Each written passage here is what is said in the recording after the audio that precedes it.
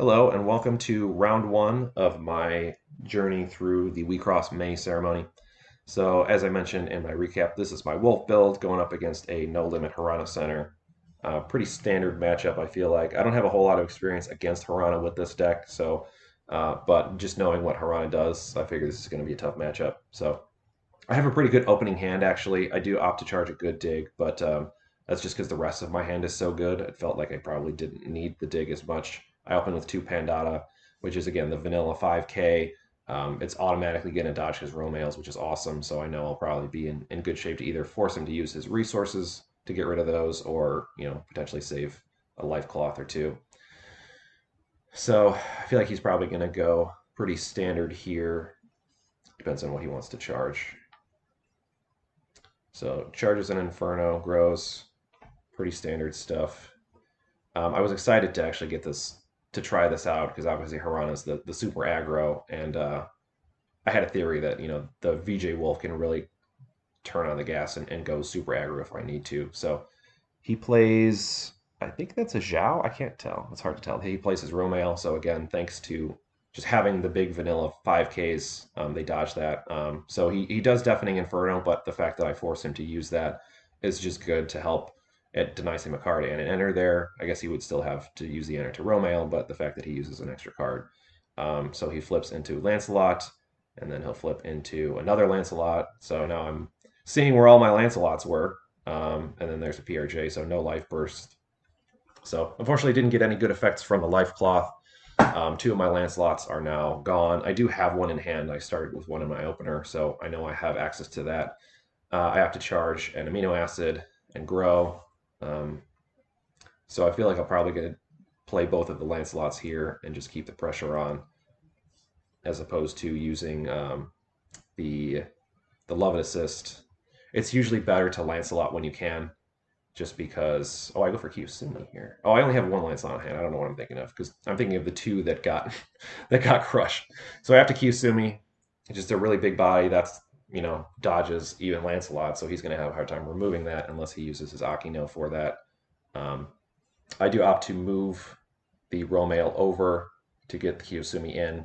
The reasoning behind that is because I want to make sure that Kiyosumi doesn't die to like a Deafening Inferno Life Burst. It ends up not mattering because I Lancelot anyway, but basically the first attack I'm going to do into Life Cloth is going to be with Kiyosumi, and I want to make sure she's downed in case I hit, like I said, a Deafening Inferno or maybe an Arcwind or something like that.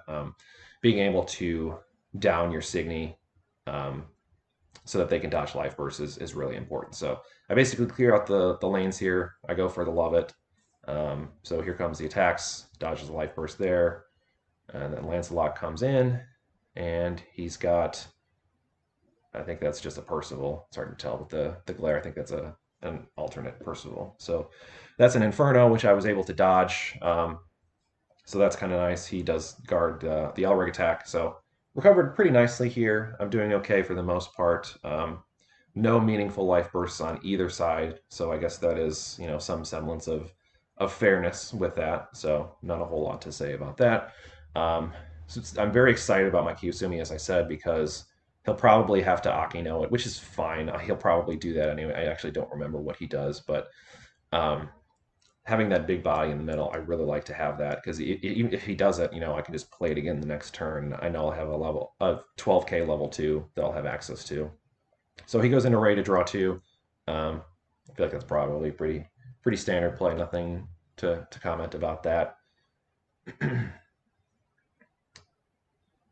So we're reaching a bit of a lull here in terms of I think he's trying to figure out, obviously, how's he going to get past all these walls because all of my Signy are immune to Romail right now, so he'll have to use. There's a Lancelot, so Lance the Lance, as you do. It's almost become a meme, at least from my point of view at this point, that Lancelot just kills Lancelot and then some other ancillary thing. So he plays a Folklore there, just as a big body, and then there's a Romail. So again, just having all of these big bodies, I'm dodging the Romails, which is hugely important.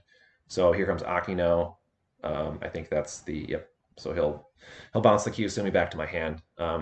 Unfortunate that there's not a whole lot I can do to prevent the damage, but again, the fact that I can play again next turn is not the end of the world, so I'm actually kind of okay with it. This deck doesn't need the enter. You know, it's like the Lion build is a lot more tight on enter, so losing that potential enter that if it had been vanished, you know, it'd be nice to have that as enter, but Wolf does not need the enter. So having extra card in hand is more more valuable in that sense. So attacks come in. He just, you know, attacks over, gets the vanish. Now we get some damage. There's a Parajulis right there. That is a Heterophony. So again, no effects. I have no guard. I get a good dig. A little bit too late.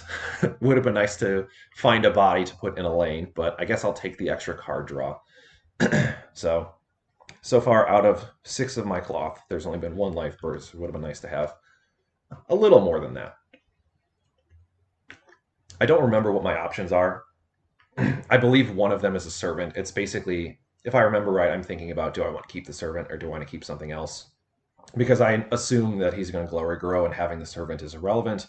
I'm pretty sure I have another servant in my hand for his once per game. I know I probably would have used it actually. So I don't know. I think the reasoning was, do I want to have more aggro? Because like I said, the servant, although yeah, because then the no guard would still potentially win him the game if he can do 1 more damage to me. So charging a Pandada, growing to level 3, getting ready to do the wolf stuff here. I still haven't grown my lion, which, as I mentioned in the recap video, obviously the dream is to, yeah, so there's a Heterophony. So now basically what I'm doing here is, partially you can use this, I didn't mention this in the recap, you can use it to actually potentially change what your enter sources are. I've been in a situation where I've needed the white, for example, and the Heterophony got me that. But really all I'm doing is removing 3 cards from the deck, and also, I guess, enter charging 1, which is not super relevant. So I opt a good dig here. I honestly, a little bit of a misplay, a timing misplay, because I already know that I'm going to need to go aggro, so I'm assuming that I'm going to need to down Wolf anyway. Or I shouldn't say need to. Wolf alongside Lovett have a little bit of a unique interaction with Endless Punchline, that you can down them on the Punchline turn to get their effects, and they can attack while down. So it actually, there's no penalty for doing that. So what you can do is you down Wolf to get Enter Charge 2, and because of Endless Punchline, she can attack while down, so it's just a free Enter Charge 2. So long way to say that I should have done that first before digging. Ultimately, it probably doesn't really matter. It's just the fact that I want to dig when my deck is the thinnest that it can be. And again, enter charging is a really efficient way to do that. So I don't remember what I'm getting here. Really, the important thing is trying to thin out the deck of the 1s and 2s at this point. I have a pretty full hand. I have a ton of enter. And I still haven't even used my MC Lion dig yet. So I have a lot of options. That's honestly another one. I probably should have used the MC Lion even before the good dig, because there are some restrictions in terms of what MC Lion can grab. Actually, now that I think about it, I don't know which one is better to do first, because MC Lion can't grab spells and it can't grab servants, whereas the good dig can. So maybe you thin out the deck with the good dig and then go for the MC Lion to pull those out. There's, as you see, another good dig. So because of all the extra enter charging that I have access to, as I mentioned, like, it's not uncommon for this deck to just dig and dig and dig and get everything that you need, so that by the time you finally do punchline, you're actually in a good situation. So I didn't mention it before, but the reason I took so long on that first good dig, if I remember right, is that there were 5 1s in there. And it was a matter of which one of these do I pull out, which one do I keep in. I remember there being a lot of really bad options, and it's sort of like, which of these is the least bad option to keep in the deck. So there's the MC Lion dig. So again, more digging. Because as you'll see, I don't want to spoil too much. I reveal a Parajulis and a Lancelot, so some good stuff to pull out of there. I've already intercharged with the Heterophony, so Parajulis is active right now. Again, I probably will down VJ Wolf to intercharge as well, just to get the punchline out.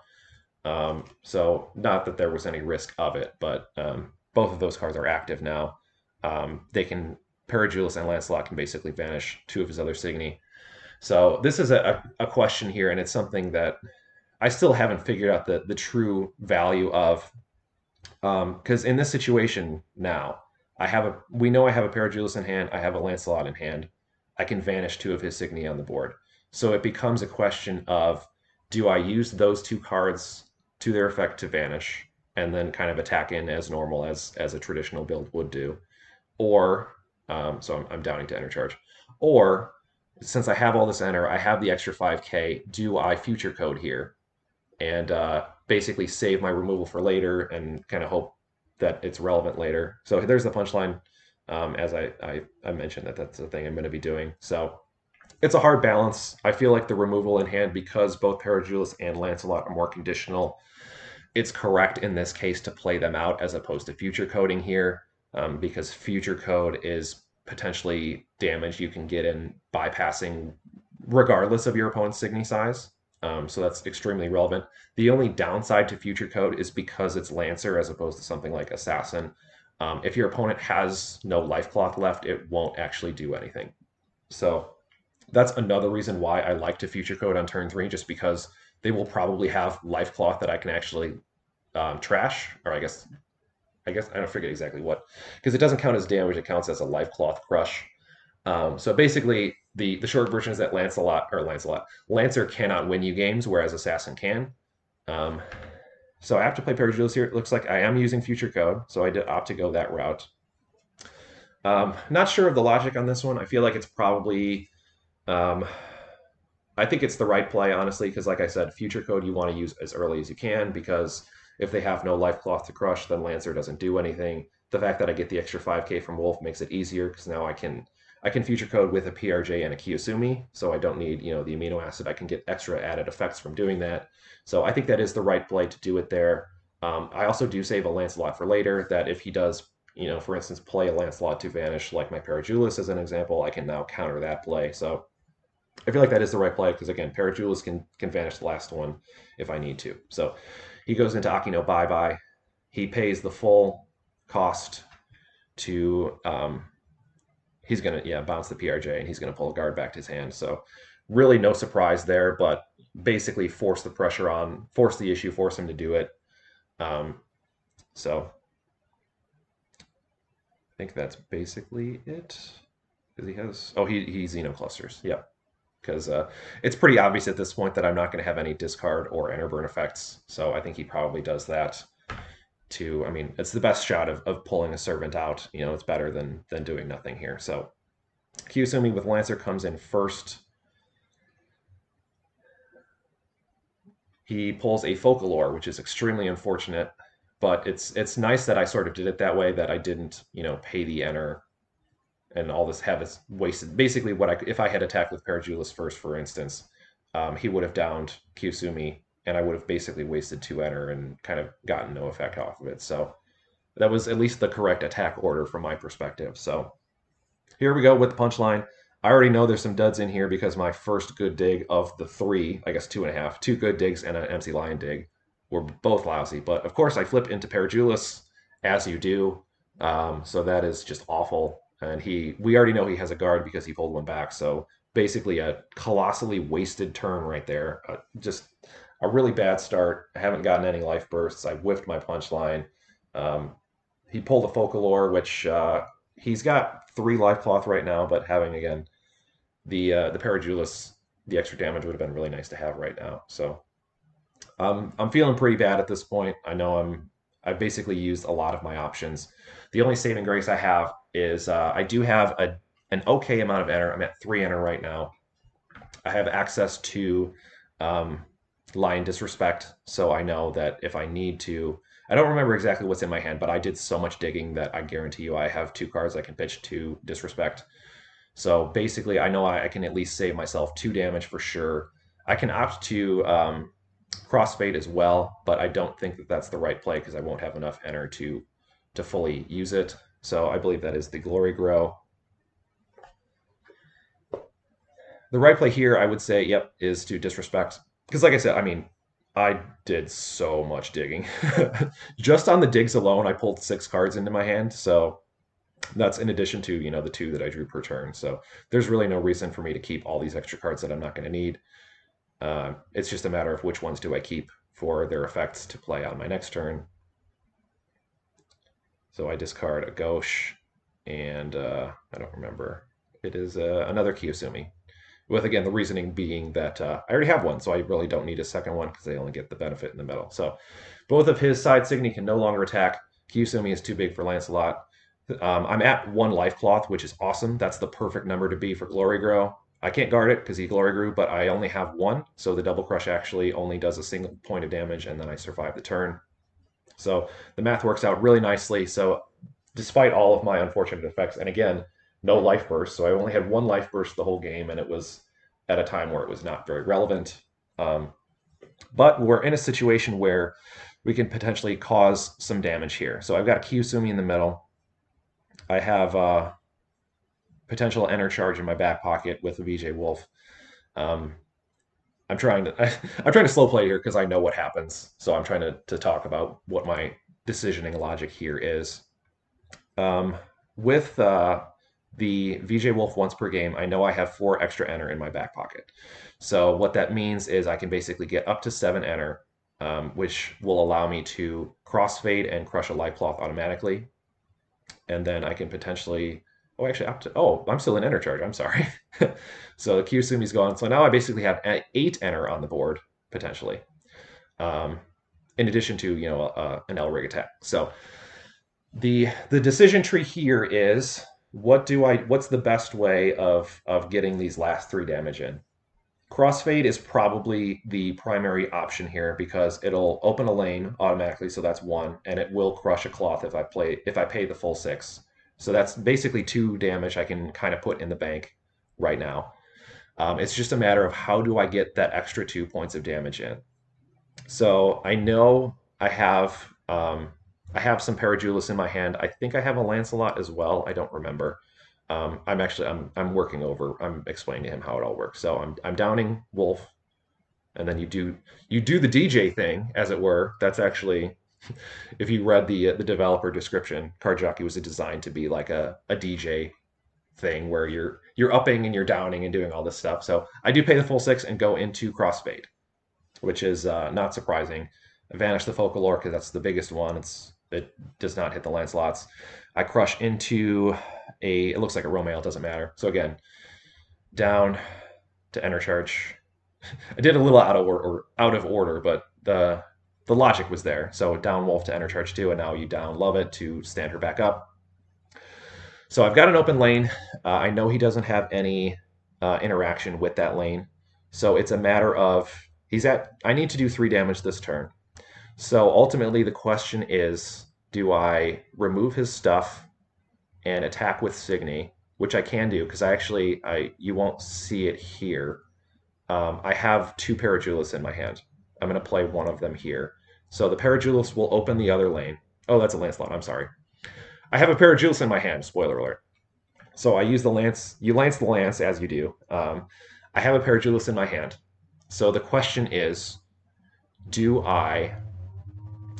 I can basically down Wolf to enter charge 2 and Parajulis.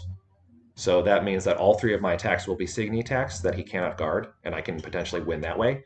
Or I can do this way where I can force the issue, and I have a PRJ on the field.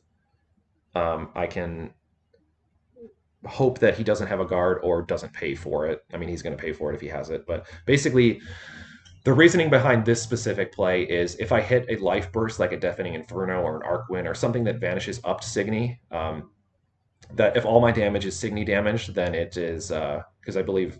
Oh no, that's I think he's pulling something to hand. If all my damage is Signy damage, it's more susceptible to life bursts versus if I do Elric damage like I'm attempting to do. Now he can guard, which he does, and he pays the 2 for it. So unfortunately, he has the guard in hand. That's basically the question here: is do I risk the life burst or do I risk the guard in hand? And knowing what I know now, obviously I would have gone for the Signy route because he did not have any relevant life bursts. And if instead the option again, and it's nice that I have the option running Wolf, because I would have to down Wolf to enter charge 2 to turn on the Parajulis because I didn't have enough enter to use it otherwise. So if I had done that, if I had downed Wolf and trashed, a Lancelot to play the Parajulis, I could have vanished his 3rd Signy and just won through Signy damage. But again, you play with what your outs are. I feel like that's still the correct play. Just to hope that he doesn't have a guard. He's talking about his Ray. He said when he grew, he said he was growing into Ray level 1, so I was a little confused. But that actually is Ray level 2. So ultimately, that's the decision tree. That is the choice that cost me the game there.